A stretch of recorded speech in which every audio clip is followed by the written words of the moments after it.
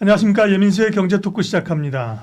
오늘은 이지스탁 이지은 대표님 오셨는데요. 우리의 가장 관심사 반도체 이야기부터 하도록 하겠습니다. 어서 오십시오. 안녕하세요. 잘 갈만하면 미국에서 AI 또 거품, 우려 이런 것 때문에 한 번씩 뚝뚝뚝 그죠? 흔들리는데 이제 계속 그게 그럴 때가 이제 매수 기회가 됐는데 이번에도 그런 것일까?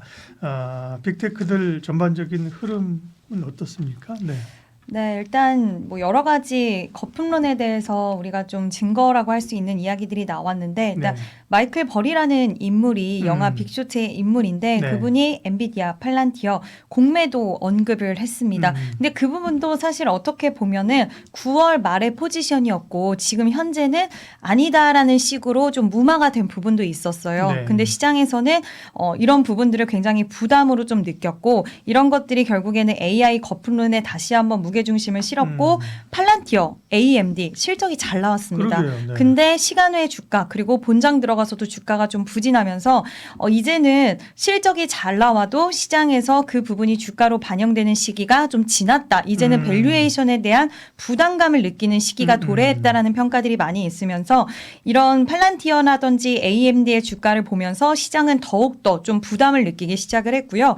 이런 부분들이 미국발에서 시작이 됐고 결국에는 이런 AI 거품론은 우리나라 국내 증시까지 영향을 줬는데 사실 이 구분 안에서 제가 앞서서 말씀드린 그 마이클 버리라는 인물도 결국에는 숏에 대한 포지션을 좀 부인하는 모습들을 이야기를 네. 했고 또 AI 거품론 관련돼서 최근에 캐펙스 투자가 우리나라한테는 되게 중요하다라고 이야기를 하지만 오라클도 그렇고 메타도 그렇고 회사채를 발행을 한다거나 아니면은 좀 대출을 계획을 하는 그런 부분들로 통해서 이게 재무가 좀 부실한 부분이 아닌가 그리고 AI를 쫓아가기 위해서 너무나 무리한 움직임들을 보이고 있다라는 이야기도 있는데 사실 여기서도 오라클과 메타 같은 경우에는 시장이 좀 추적을 해봐야겠다. 약간 부담스럽다는 반응도 있긴 하지만 지금 구글과 아마존 같은 경우에는 여전히 재무 상태도 건전하고요. 그래서 기업별로 좀 다른 양상이 있다라는 부분 그리고 AI 거품론은 그동안 너무 주가가 과열되다 보니까 누가 조금만 건드려도 네. 사실 터질 수 있는 구간 그렇죠. 약간 이런 심리적으로 좀 불안할 수 있는 그런 구간이었기 때문에 지난번 샘 알트만 얘기할 때도 한번 흔들렸었잖아요. 맞아요. 예, 예. 네, 좀 비슷한 그런 양상을 예. 보여주고 있는 거라서 이번에도 좀 흔들릴 수 있는 요소로 작용이 되긴 했지만 일단락 되는 분위기로 오늘 아침에 뉴욕 증시는 좀 마감을 했고 네. 좀 순조롭게 또 지나가는 모습으로 보여지고 있습니다. 그러게요. 매번 그럴 때마다 이제 기회를 줬었는데, 네, 이번에도 일단 그렇게 이제 가는 분위기입니다. 뭐 거품이라는 거는 다 인정하는 거죠. 거품이 아니냐? 거품이죠, 그죠? 네, 오버슈팅 아니냐? 오버슈팅이죠. 그런데 이게 여기서 끝난다는 보장이 있느냐, 그죠? 거품을 어디 갈지까지 모르는 거니까 여기서 하산하기 싫다 이거잖아요, 지금. 네. 그죠? 그런 것들을 계속 뉴스를 녹여가면서 가는 거고요. 국내에는 어쨌든 이제 AI와 관련된 여러 뭐 섹터들이 있겠습니다만 뭐 소프트웨어도 있고 전력기기도 있겠습니다만 가장 이제 핵심이 이제 반도체이고요. 뭐 하이닉스, 삼성전자가 소위 멱살 끌고 가는 장인데 수출 데이터 이런 거 보면 또 반도체 가격은 계속 오른다면서요. 네, 10월 기준으로 봤을 때 반도체가 전체 수출에서 차지하는 비중이 26.4%여서 네. 이제 역대 최고치를 또 찍었고요. 예. 주요 품목 가운데 꾸준히 일평균 플러스를 찍은 품목 중에서도 반도체가 또 들어갔습니다. 네. 근데 이와 관련돼서는 뭐 워낙 많이 들으셨을 거예요. 고부가 고용량 그 DDR5, HBM이 워낙 지금 수요가 급증을 하고 있고 네. 수요와 공급에 따른 불균형에 있음에 따라서 계속해서 가격이 올라가고 있고 낸드도 가격이 같이 올라가고 있다.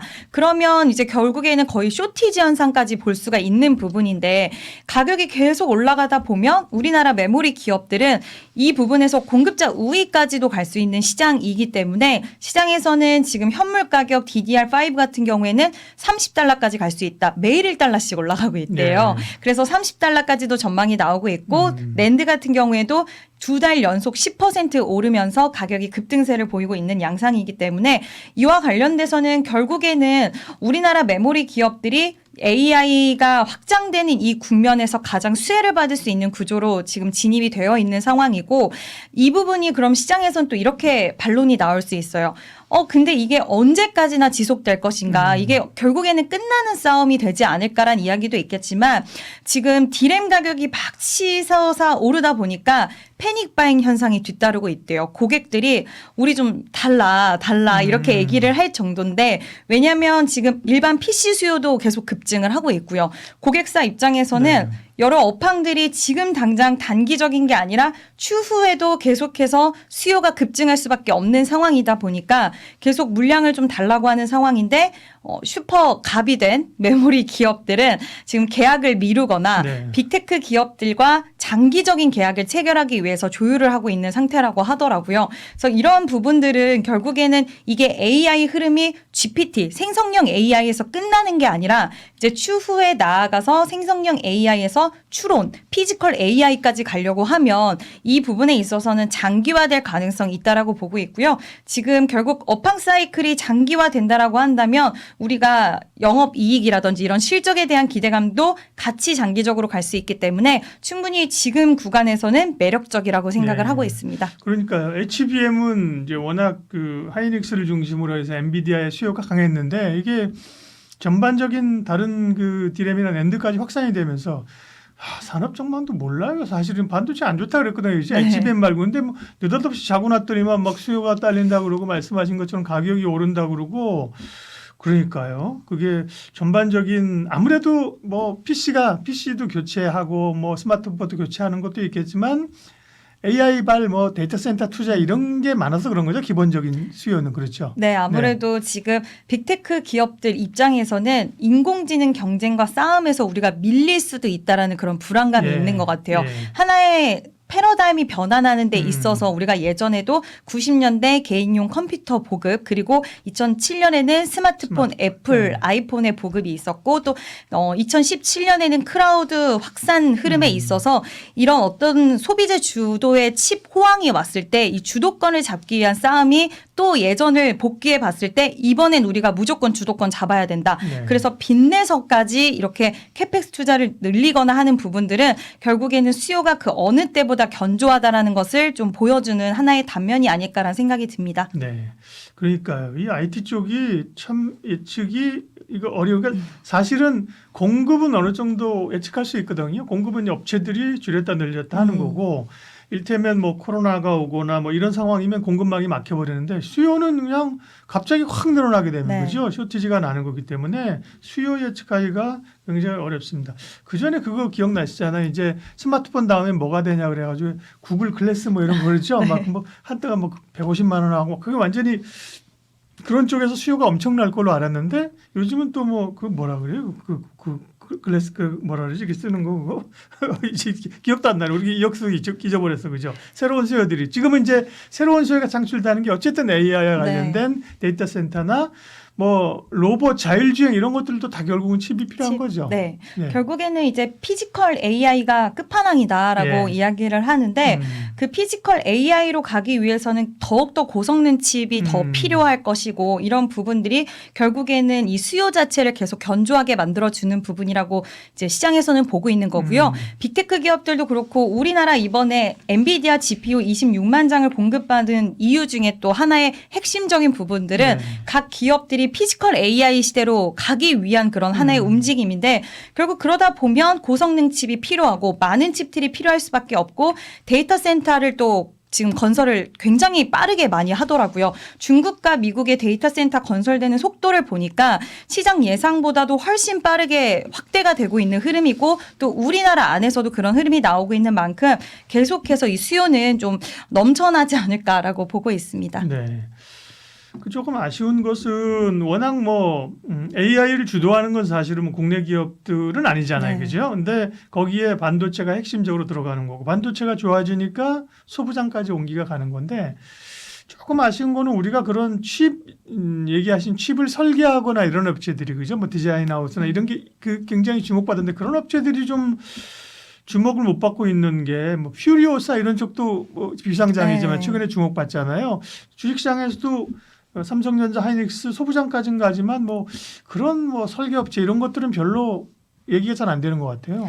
네, 디자인 네. 하우스 이제 뭐 가온칩스라는 종목도 네. 있고 일단 종목들이 없지는 않은데 그러게. 일단 관련돼서 시장에서는 크게 주목도는 높지는 못한 것 같아요. 우리나라 AD 테크놀로지도 그렇고 지금 에이징랜드 같은 경우에는 TSMC 쪽으로의 설계 기업이기도 한데 이상하게 주가 흐름을 보면 이제 시장에서도 관련된 종목들이 굉장히 저평가되어 있다라고는 이야기는 하지만 막상 그게 주가 흐름으로 이어지기에는 좀 아쉬운 부분들이 많이 있습니다. 네. 그래서 지금 결국에는 이제 시장에서 소부장 기업들 움직이는 쪽 보면 검사 장비라든지 맞아요. 그리고 그동안 삼성전자 향으로 눌렸었던 종목들 전공정 종목들이 네. 상당히 좋거든요. 원익 IPS라든지 유진테크 이런 기업들이 그동안 삼성전자가 워낙 뒤처져 있었고 범용 디램 쪽으로는 기대를 하지 않았다가 요즘 범용 디램 쪽에 이야기가 많이 나오면서 매기가 좀 그쪽으로 많이 쏠리고 있는 것 같습니다. 그러니까요. 반도체는 이제 얼마 전까지 사실은 하이닉스 삼성전자가 없어서 포모였잖아요. 사실 그죠? 네.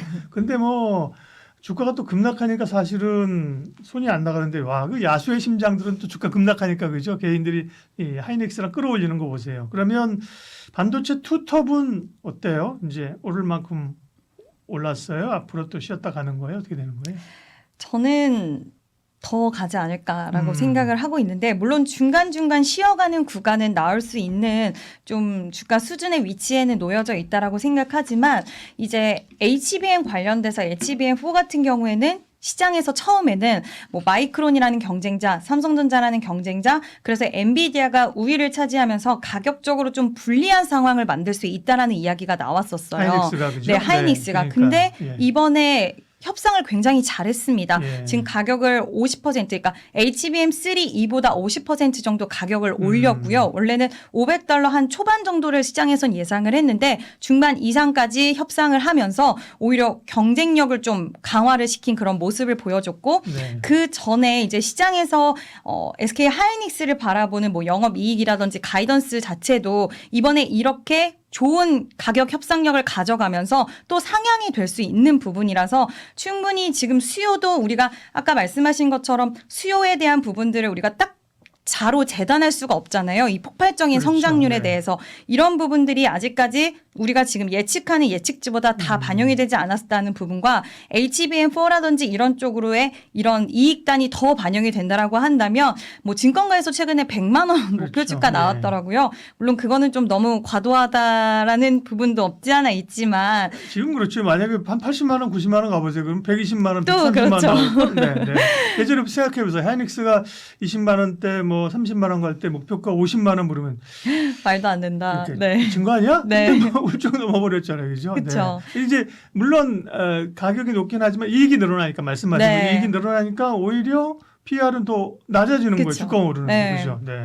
그래서 이런 부분들이 뭐 100만 원이라는 그 숫자 자체는 저도 아예 안 된다라는 건 아니지만 예. 좀 시간이 걸릴 수는 있다라고 보는데 지금 딱 우리가 물론 바닥권에서는 아니지만 하이닉스의 그냥 기술적인 모습을 보면 너무나 가파르게 쉬지 않고 올라왔기 때문에 이 모습만 봤을 때는 너무 비싼 거 아니야라는 생각도 네. 할 수는 있지만 이 가격적인 부분을 보지 않고 업황과 이 회사가 내고 있는 이익단 자체로 봤을 때는 지금 이 위치적인 부분들도 나중에 지나고 나면 그렇게 부담스럽지 않았던 구간도 될 수 있다라고 보고 있어서 네. 지금 삼성전자와 SK 하이닉스가 저는 결국에는 지금 구간에서도 굉장히 매력적이라고 생각을 하고 있고요.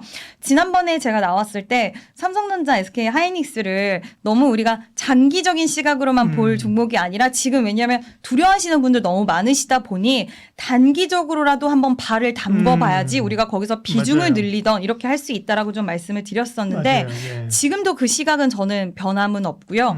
오히려 장기적으로 봤을 때 지금 이 수요에 대한 폭발적인 성장 그리고 이 마이크론과 삼성전자, SK 하이닉스 메모리 기업은 전 세계적으로 지금 주도하고 있는 게 이 세 기업밖에 없잖아요. 이제 증설을 하기는 하겠지만 예전으로 돌아갔을 때 감산들을 선택을 하면서 그때 굉장히 좀 소극적으로 움직였던 게 지금 이렇게 수요와 공급의 불균형을 만들고 가격적으로 좀 메리트를 얻었다라는 이야기도 있더라고요. 그래서 이런 현상들이 당분간은 좀 유지될 수 있다라고 생각이 들어서 저는 충분히 투톱에 대한 매력도는 여전하지 않을까라고 생각을 합니다. 감산 얘기하시니까 그 얘기는 한 2년쯤 됐을 거예요. 삼성 반도체 업황이 안 좋으니까 그죠? 네.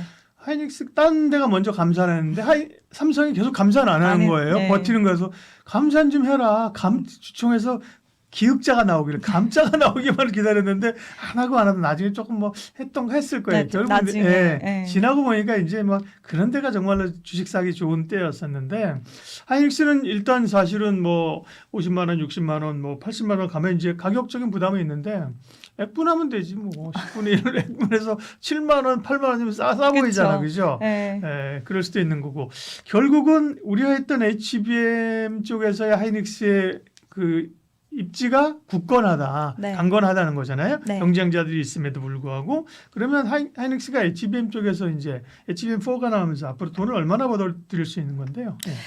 일단은 HBM4에서도 수익성을 확보했기 때문에 내년 영업이익 70조 원도 돌파할 수 있을 것이다라는 전망까지 좀 나오더라고요. 네. 그래서 지금 이 속도 그리고 HBM 관련돼서 수익성이 계속적으로 확보되고 있기 때문에 이와 관련돼서는 이게 무리는 아닐 것이라는 게 중론이고요. 저도 이렇게 된다라고 한다면 물론 우리가 지금 이런 생각들을 많이 해요. 2026년과 7년에 이런 성장에 대한 부분들을 주가에 끌어서 반영을 했다라는 이야기도 많이 있긴 하지만 이 영업이익에 대한 부분들은 지속적으로 좀 우상향되고 있는 것 같아요. 그래서 지금까지 나온 부분은 70조 원 돌파 이야기 나왔는데 추가적으로도 더 돌파할 수 있다. 이거는 계속적으로 지금 좋은 호재성 이슈가 플러스되고 있기 때문에 이건 네. 언제든지 상향으로도 조정이 될 수 있다라고 보고 있습니다. 네. 일단 SK 하이닉스에 대해서는 평가가 되게 좋으셨어요. 그러면 닉스를 봤으니까 전자를 봐야죠. 네. 삼성전자도 주목할 만한 게 하이닉스에 밀렸잖아요, 그죠? 그러면서 이 삼성전자의 굴욕이었는데 HBM4 쪽에서는 이제 HBM 쪽에서도 삼성전자가 붙을 거고 무엇보다 이제 메모리가 좋아지니까 삼성전자 효과가 있을 것이라는 기대감들이 시장에서 있거든요.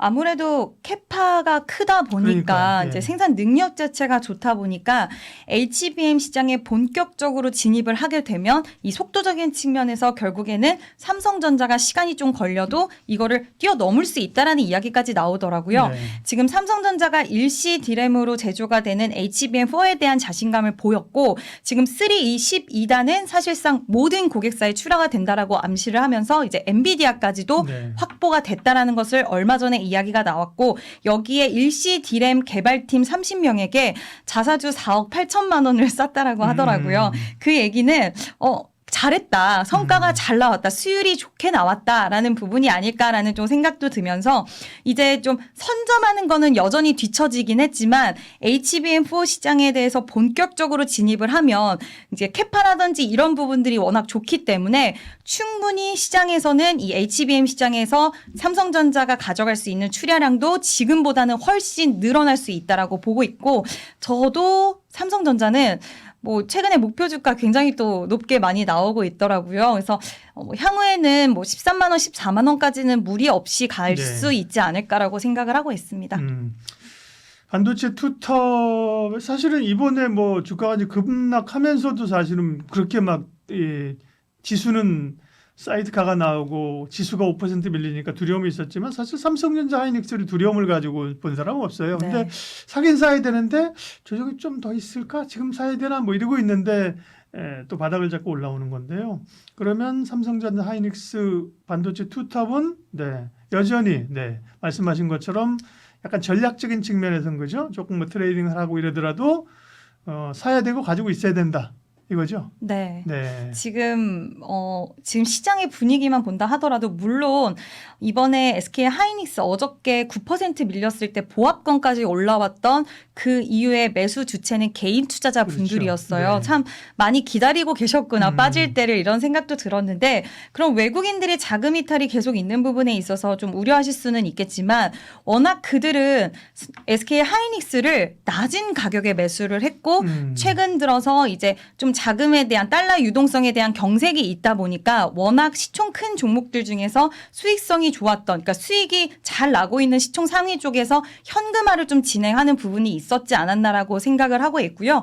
이 부분은 뭐 업황 사이클이 너무나 우리가 과도하게 과대평가 해석을 했거나 이래서 이탈을 했다라기보다는 지금 뭐 포트폴리오 재편 뭐 이런 부분들을 통해서 일시적으로 좀 매도세가 나오고 또 외국인 지분이 워낙 많았기 때문에 네. 이런 부분들이 있었다라는 거지 외국인 자금이 이제 무조건 끝났고 이탈할 것이다라고 보기에는 좀 어렵지 않을까라고 생각을 하고 있어서 저는 하이닉스와 삼성전자는 참 개인 투자자분들이 많이 좋아해 주시는 네. 것 같아요. 이제는 그래서 충분히 추가적인 우상향은 좀 가능하지 않을까. 근데 시장 자체가 지금 좋기는 좋지만 오늘만 하더라도 장중에 변동성이 좀 있었거든요. 그래서 분할 매수 관점이 좀 유효하지 않을까라고 생각을 하고 있습니다. 삼성전자가 시총이 지금 590조예요. 하이닉스는 430조. 와, 엄청 따라붙었네. 삼성전자가 시총 한 300조 할 때 하이닉스가 이제 시총 100조 넘었다고 막 이랬거든요. 3분의 1 차이가 났었는데 지금은 와 거의 따라 이다가 우리가 농담으로 얘기하는 게 하이닉스가 삼성 시총 넘어가는 거 아니야? 막 이런 얘기 할 때가 사실은 좀 많이 올랐을 때입니다. 옛날에 막 나스닥 잘 갈 때 맞아요. 나스닥이랑 다우랑 만난다 막 이런 얘기 별소리 다 해서 다 한 적이 있는데요. 그럼 마지막으로 삼성 지금 시점에서 삼성전자가 좋아요? SK 하이닉스가 좋아요? 이런 바보 같은 질문하면 바보라 그럴 거니까 저보러 그죠? 예, 그렇게 질문을 드리면 안 되고 그럼 스타일이 이런 분들은 삼성전자를 좀 이렇게 하시고 이런 분들은 하이닉스를 이런 식으로 하는 게 좋겠어요. 이렇게 좀 코멘트를 해주시면 돼. 일단 종목의 색깔이 그러니까 비슷하지만 좀 다르다라고 보고 있는 건 SK 하이닉스는 좀 빠른 쪽으로의 성향이 맞으시는 분들이 선택지를 좀 가져가시는 네. 게 맞을 것 같고요.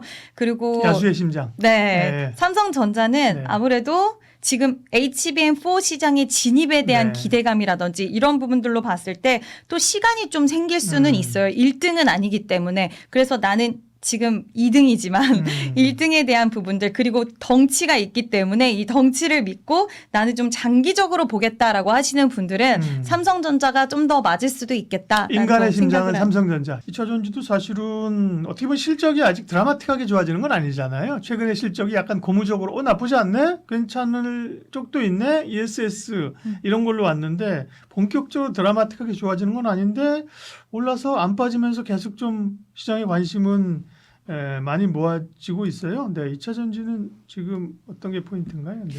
2차 전지 포인트는 결국에는 이제 ESS 시장인데 그렇죠. 예. 우리가 몇 달 전부터 ESS 전력에 대한 수요가 굉장히 급증하면 ESS 시장도 부각을 받을 수 있을 것이다. 그러면 우리나라 2차 전지 기업들이 수혜를 받을 수 있다는 이 구조 자체로는 인식을 하고 있었지만 시장에서 이렇게 크게 부각을 받는 모습은 아니었어요. 네. 하나의 그렇죠. 성장 모멘텀 정도로 알고 있는 정도였는데 이게 AI 관련된 종목군들이 워낙 반도체 그리고 전력 관련된 종목군들이 시세가 강하게 시장 자체가 유동성을 타고 가다 보니까 이제 2차 전지도 하나의 AI라는 큰 틀 안에서 같이 움직이는 섹터로 좀 자리매김을 한 것 같습니다.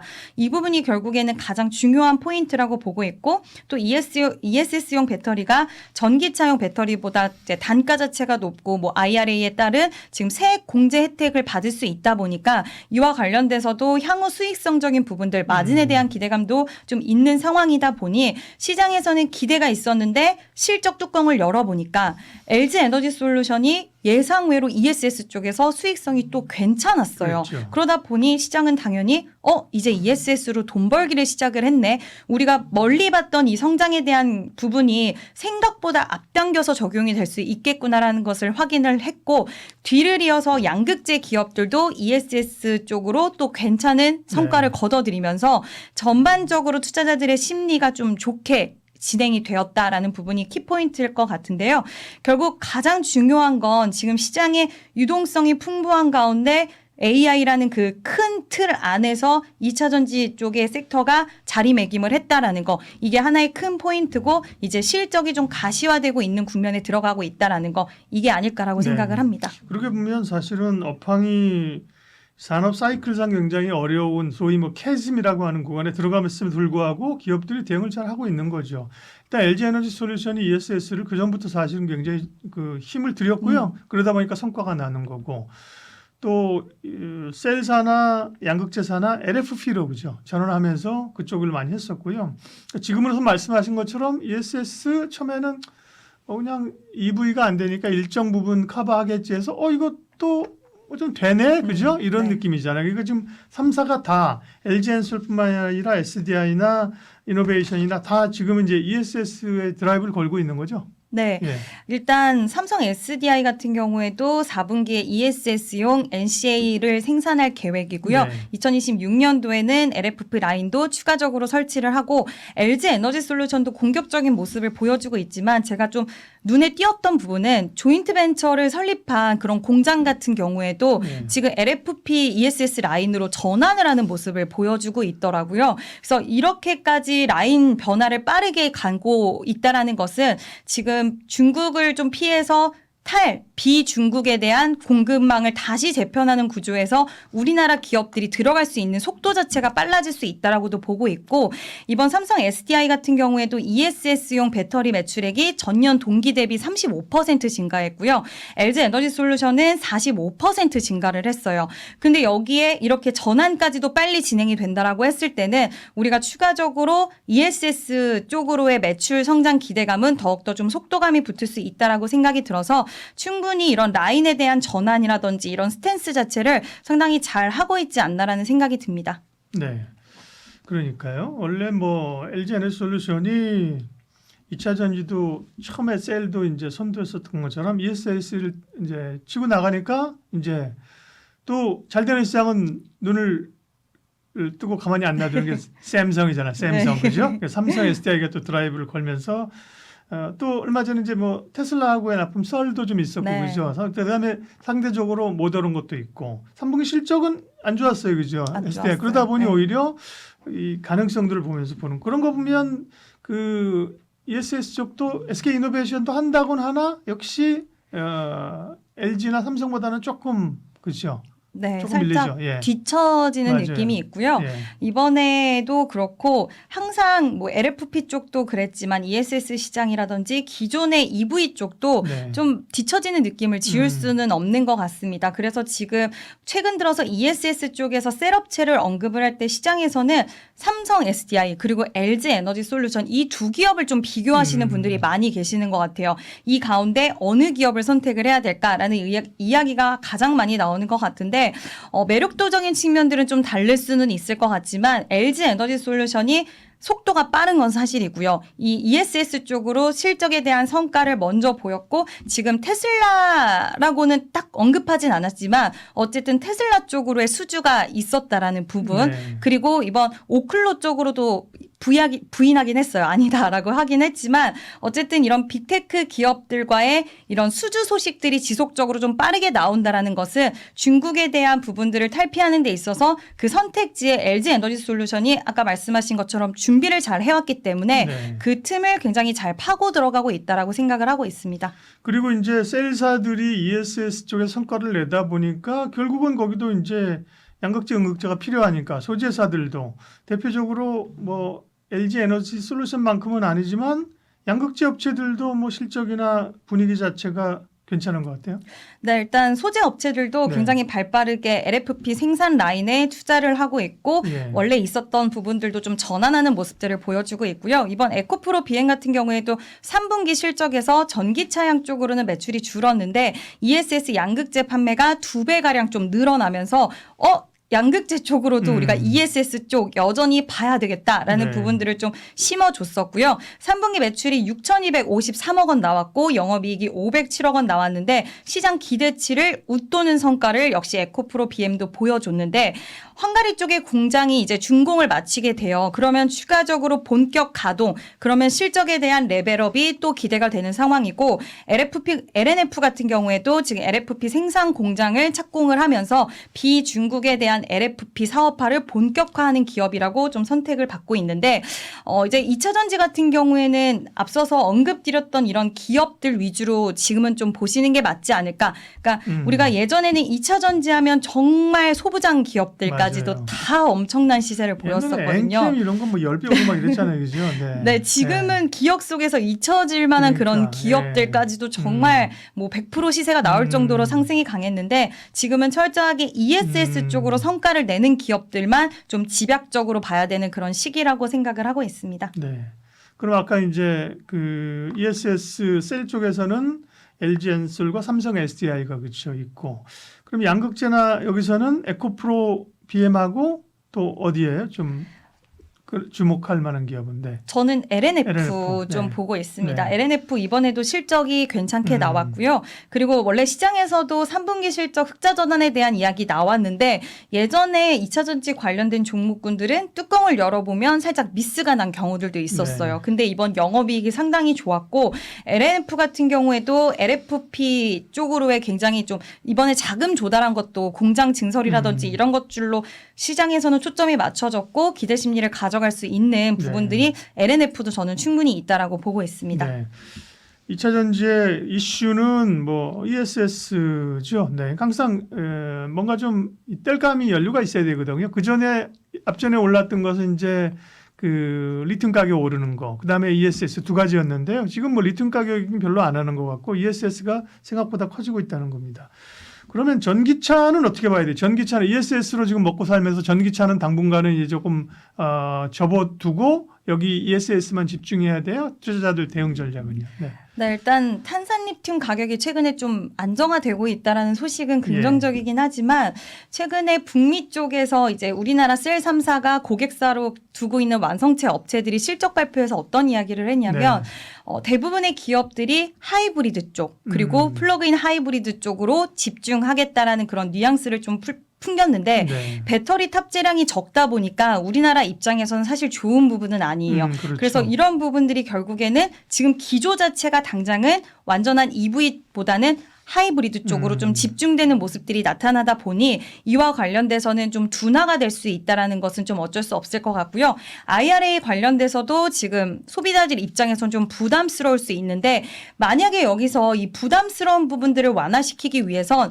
중저가 라인에 정말 혁신적인 모델이 나온다. 이거는 살 수밖에 없다. 그렇죠. 이건 너무 매력적이다. 네. 라는 그런 모델이 딱 튀어나오면 네. 이제 전기차를 바라보는 시선이라든지 이런 것들 좀 바뀔 수 있고 또 여전히 우리나라의 문제기도 하지만 이 충전, 인프라 충전에 대한 부분들도 미국도 마찬가지로 그렇죠. 좀 늘어나야 돼요. 그래서 이런 구조적인 부분들이 좀 해결이 돼야지 좀 더 EV 시장이 본격적인 상승세가 나올 수 있다라고 보고 있고 다만 좀 다행인 건 유럽 같은 경우에는 전기차 시장이 좀 올라오고 회복하는 모습들을 보여주고 있어서 지금 주요국들이 보조금을 재도입을 하는 움직임들이 가파라지고 있고요. 탄소 배출에 대한 규제도 지속적으로 이어지고 있다라는 점. 그래서 유럽 시장 같은 경우에는 그나마 좀 괜찮은 상황이지 않을까라고 보고 있습니다. 결국엔 정책이죠. 예를 들면 하이브리드도 요즘 성능이 계속 좋아진대요. 맞아요. 전보다도요. 이 보니까 현대에서도 만드는 거 보니까 이전에 전기차 초창기에 전기차 효율만큼도 그죠 하이브리드가 나오더라고요. 뭐 500km 가고 막 이런데 그래서 저도 이제 남자들은 차에 관심이 많으니까 하이브리드 괜찮지 않아? 옆에서 하이브리드가 차값이 비싸잖아요. 네. 하이브리드 사서 그 연료비 싼 것만큼 뽑으려면 뭐 한 7년인가 뭐 이렇게 타야 된대요. 그럼 뭐 5년 7년 있다 차 바꾸면 사실은 그게 그건 거예요. 그러니까 결국은 전기차나 친환경차는 정책적으로 그죠. 맞아요. 정책적으로 드라이브를 걸고 유럽에처럼 이제 뭐 몇 년 이후는 이제 내연차는 못하게 한다, 그죠. 뭐 이런 네. 드라이브가 필요한데 트럼프 이후에 이제 정책적인 제동이 걸린 거기 때문에요. 네.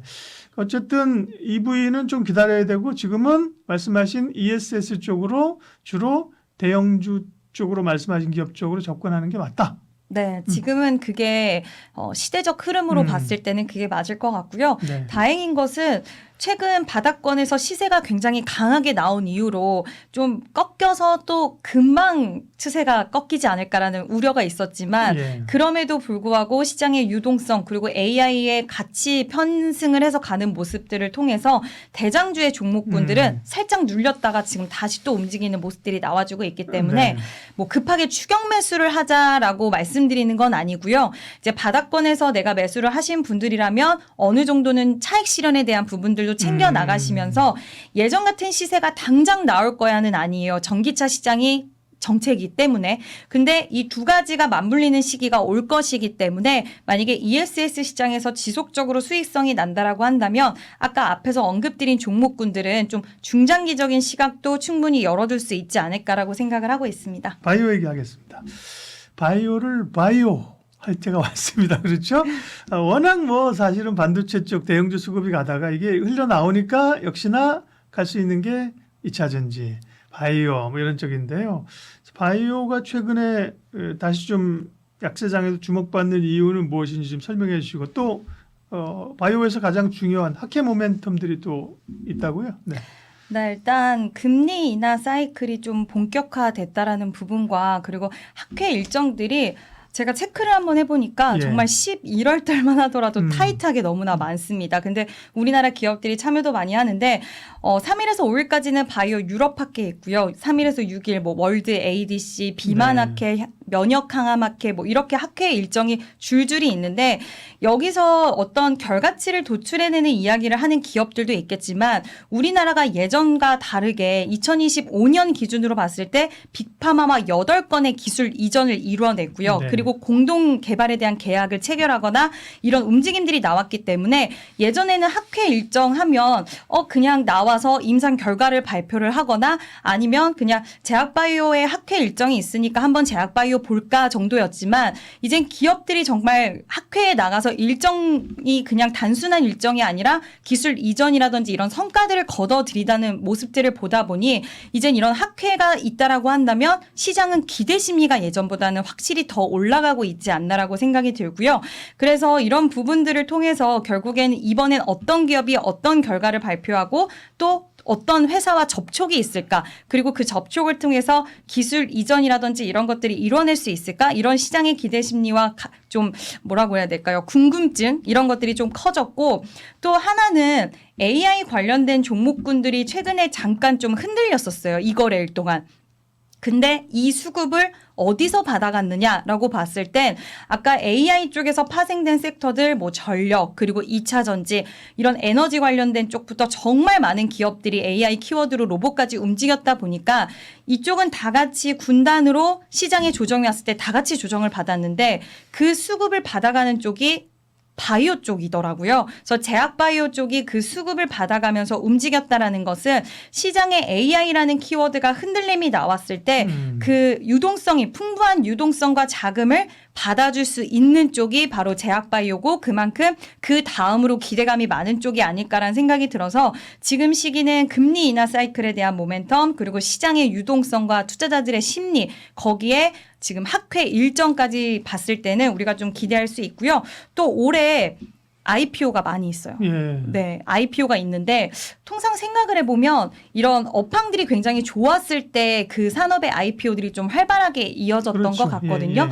그래서 11월 달, 12월 달에 지금 신규 종목들의 IPO가 줄줄이 포진이 되어 있고 알테오젠, 코스피 이전 상장 모멘텀까지 있다 보니까 여러 가지 섹터의 분위기를 좀 바꿔줄 수 있는 요소가 11월, 12월, 1월까지 계속될 수 있을 거라고 보고 있습니다. 네, 학회 모멘텀이 금리 인하, 학회 모멘텀, 그다음에 신규 상장 기업들에 대한 모멘텀. 신규주는 뭐 많이 상장하면 사실 물량 부담이 되는 건데요.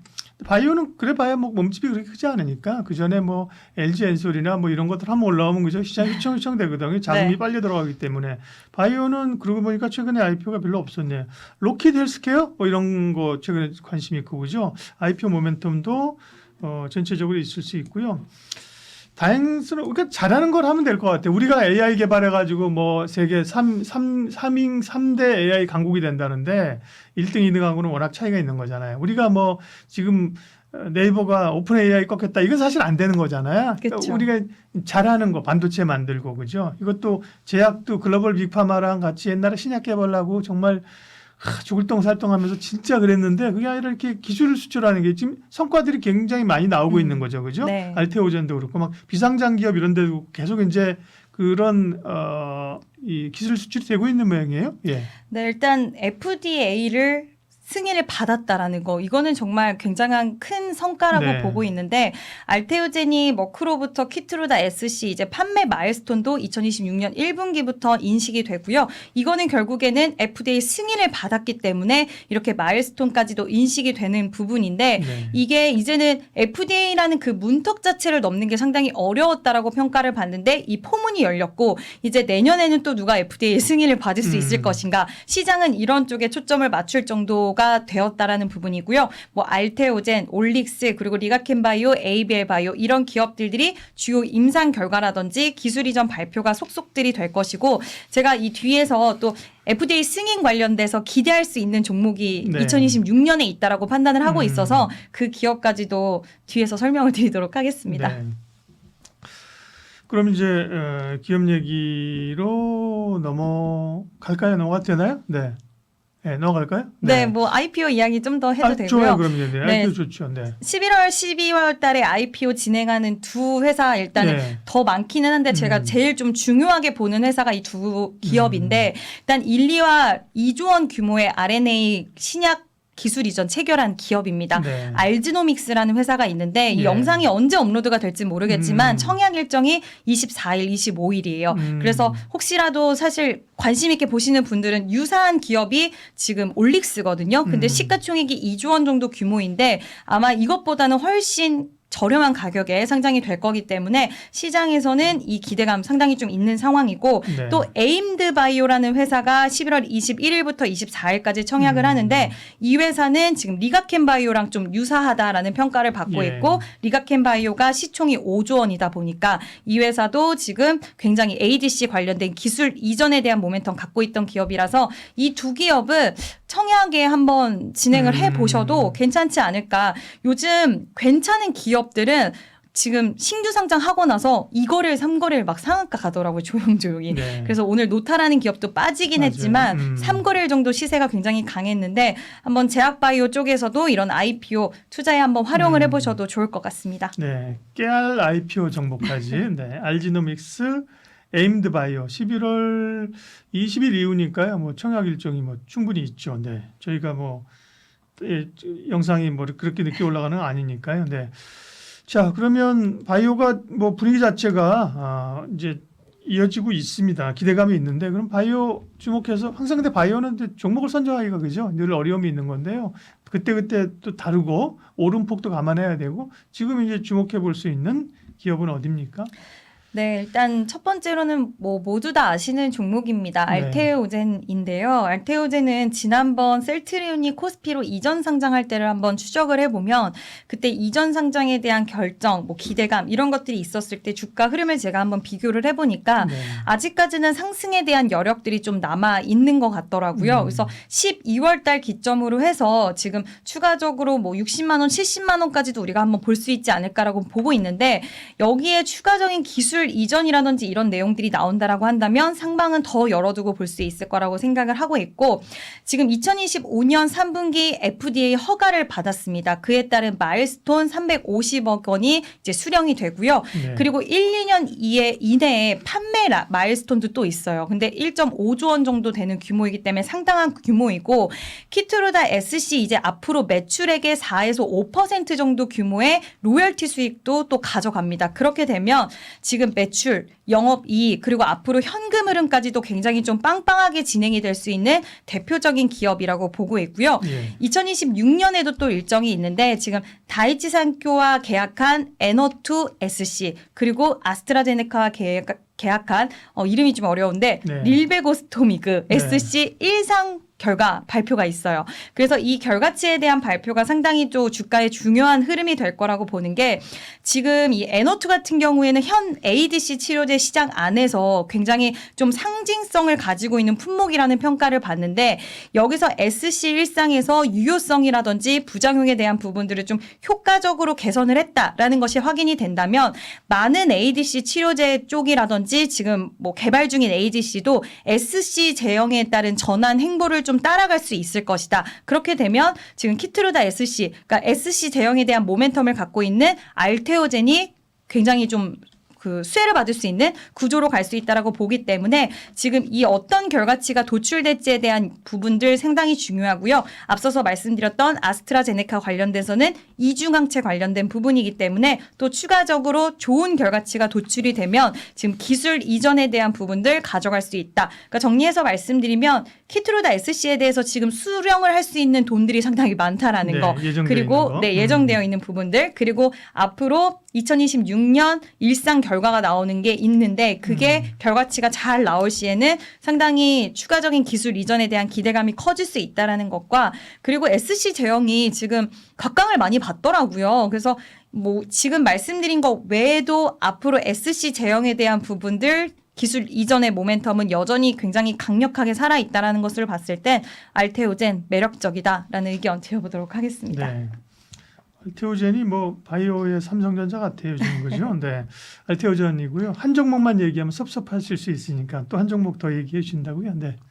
네, 일단 굉장히 좀 어려울 수도 있다라고 음. 생각이 되실 ABL 바이오 ABL 이야기를 한번 바이오, 네. 하려고 하는데요.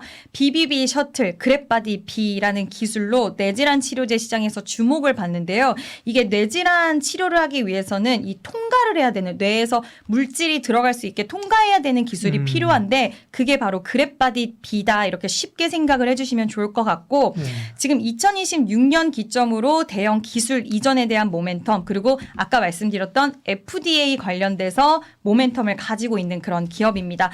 4월 달에 GSK라는 그 제약사와 4.1조 원 규모의 지금 그랩바디 B 관련 수주, 그러니까 기술 이전을 받아내면서 네. 업계에서는 엄청난 규모의 그걸 기술 이전을 성공을 했다라는 평가를 받았는데 이 부분에 있어서 지금 우리가 좀 기대할 수 있는 부분은 2022년 1월에 사노피 쪽으로 파킨스병 관련된 ABL301 임상, 그러니까 치료제를 기술 이전을 또 했어요. 이때는 규모가 1.5조 정도 돼서 좀 작은 규모긴 했는데 이게 사노피에서 이상을 단독으로 게시를 하고 이와 관련돼서 지금 결과치가 도출이 잘 되면 이번에 새로운 기술 이전이 또 생겨날 것이고 그때는 GSK와 했던 기술 이전 규모인 4.1조 원 규모 정도 되는 그러니까 좋은 좀 기술 이전을 해낼 수 있을 것이다. 그래서 그랩바디 B에 대한 기술 이전 모멘텀이 살아있다라는 부분이 첫 번째고요. 네. 두 번째도 있습니다. 두 번째는 유한양행 쪽으로 또 기술 이전을 한 게 있어요. ABL 104, 105인데 네. 전 임상 그리고 초기 임상에서 굉장히 우수한 종양 억제에 대한 효과를 확인을 했고 지금 글로벌 제약사와 추가 기술 이전에 대한 논의 가능성이 또 높다라는 거. 이게 두 번째고요. 세 번째 같은 경우에 가장 제가 중요하게 보는 부분인데 담도한 치료제 ABL001이라는 게 있어요. 네. 지금 단독은 아니고 캠패스와 공동으로 개발을 하고 있는데 2333 중간 결과 발표가 작년 4월 달에 있었고 여기서 사망과 암 환자 진행이 그러니까 사망과 암 진행 환자 부족으로 인해서 이 지표 결과가 안 됐었어요. 근데 이게 내년 1분기에 결과가 발표가 되거든요. 근데 여기서 만약에 긍정적인 생존 지표가 확인이 된다라고 했을 때는 FDA 가속 승인을 신청한다라고 하더라고요. 그러면 이게 상반기에 신청을 하고 하반기에는 진행이 잘 될 것이다. 인정을 받고 상업화까지 가능한 타임라인을 지금 우리가 볼 수 있다라는 부분이라서 아까 앞서서 알테오젠이 FDA 승인을 받았다라는 부분이 굉장히 크다라고 말씀을 드렸는데 그 뒤를 이어서 ABL 바이오도 좀 성과를 2026년에는 예. 낼 수 있지 않을까라고 생각을 하고 있습니다. 바이오텍의 3대장 하면 알테오젠, 리가캠, ABL 얘기하잖아요. 네. 그죠? 그 가운데 알테오젠과 ABL 바이오를 내년을 기대하면서 볼 수 있는 바이오 가운데 두 종목으로 꼽아주셨습니다. 이지스탁 이지은 대표님 오늘 함께했습니다. 고맙습니다.